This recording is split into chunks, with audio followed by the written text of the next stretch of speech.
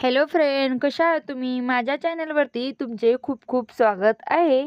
आता आपण ह्या ठिकाणी खूप सुंदर अशी बोटनेक ब्लाऊज डिझाईन करून पाहणार आहोत. तर या ठिकाणी 7.5 इंचाचा गळा आणि शोल्डरचा भाग घेतलेला आहे. 4 इंचावरती गळ्याची मार्किंग करून खालच्या साईडला 4 इंचावरती गळा असा आकार देऊन घेतलेला आहे गोलमध्ये. नंतर 10 इंचावरती मार्किंग करून घेऊन असा आकार तयार करून घेतलेला आहे. तुम्ही या ठिकाणी पाहू शकतात कशा पद्धतीने मी या ठिकाणी गळ्याला आकार दिलेला आहे. तुम्ही या ठिकाणी पाहू शकतात. हे पहा, अशा पद्धतीने राऊंड्स आकार देऊन घेतलेले आहे. ह्या ठिकाणी आपला आकार देऊन झाल्यानंतर मी हा जसा गळ्याला आकार दिलेला होता तो आकार ह्या ठिकाणी कट करून घेत आहे. तर आकार आपण ह्या ठिकाणी हळूवार कट करून घ्यायची.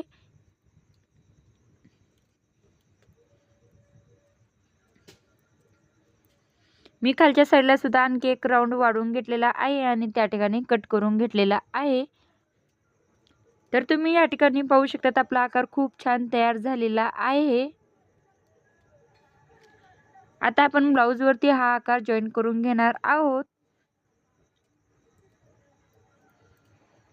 ब्लाऊज हा सुशा ठेवून घेतलेला आहे व त्याचबरोबर आता अस्तर जॉईन करून घेत आहोत आपण. तर सर्वात आधी आपण खालचा गळा तयार केलेला होता त्या गळ्यावरती आपण ह्या ठिकाणी शिलाई घालून घेत आहोत. गळ्यावरती जसा आकार दिलेला आहे त्याच पद्धतीने ह्या ठिकाणी पाव इंच आत सोडून ह्या ठिकाणी शिलाई घालून घेत आहोत. हे पहा, अशाच पद्धतीने आपण ह्या ठिकाणी शिलाई घालून घेणार आहोत. गळ्याच्या सर्व साईडने आतमधल्या गळ्याला घालून घ्यायची आहे आणि त्यानंतर पलटी मारून घ्यायची आतमधून.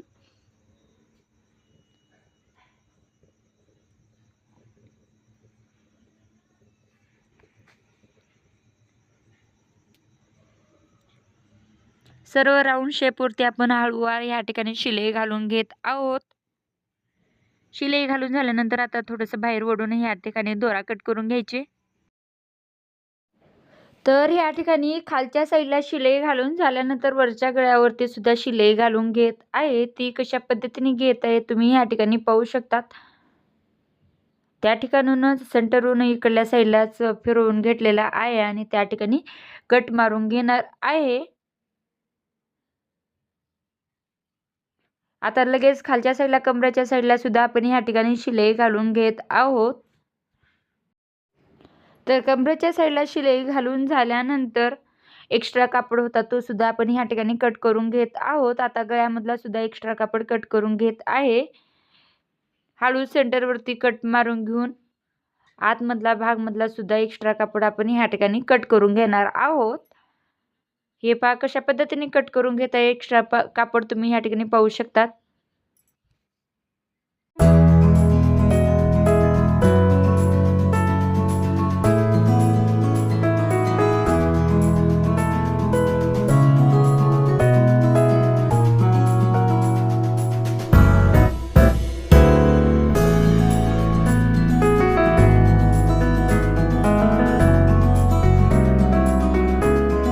एक्स्ट्रा कापड कट करून झाल्यानंतर बारीक बारीक कट्स मारून घ्यायचे. कट्स मारल्यामुळे गळ्याचा आकार खूप छान येतो आणि फिनिशिंग सुद्धा खूप छान येते. म्हणून बारीक बारीक तिरपे कट्स मारून घेणे अत्यंत गरजेचे असतात. कट्स मारून झाल्यानंतर ह्या ठिकाणी मी पलटी मारून घेतलेली आहे. पलटी मारून कापड व्यवस्थित करून ह्या ठिकाणी टापटीप शिलाई घालून घेणार आहोत ब्लाऊजवरती. तर सर्व साईडने आपण ह्या ठिकाणी टापटीप शिलाई घालून घेणार आहोत गळ्यावरती. व्यवस्थित आकार बाहेर काढून घ्यायचा. त्याची व्यवस्थित कोण बाहेर निघाल्यानंतर त्या ठिकाणी शिलाई घालून घ्यायची. हळूवार या ठिकाणी शिलाई घालून घ्यायची.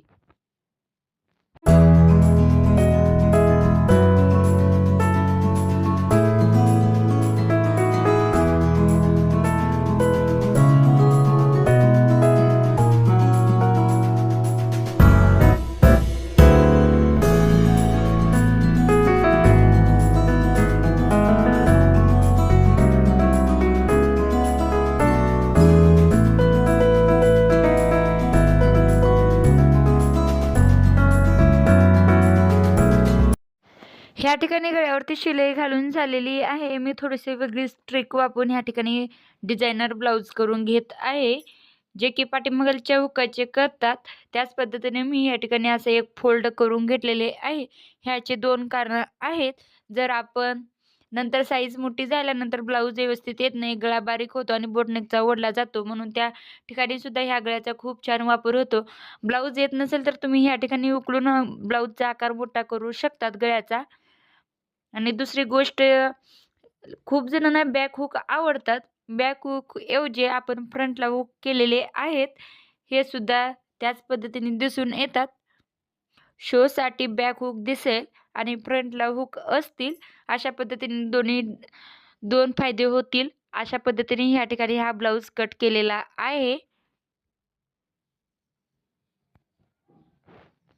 हे पहा कशा पद्धतीने फोल्ड करून ह्या ठिकाणी प्लेट घालून घेत आहे. तुम्ही पाहू शकता. तर मी ह्या ठिकाणी अशा पद्धतीने प्लेट घालून घेतलेली आहे. ही प्लेट आपण डिझाइन म्हणून सुद्धा वापरू शकतो. त्या ठिकाणी आपण हुक लावू शकतो. आणि या ठिकाणी बटन लावून घेणार आहोत.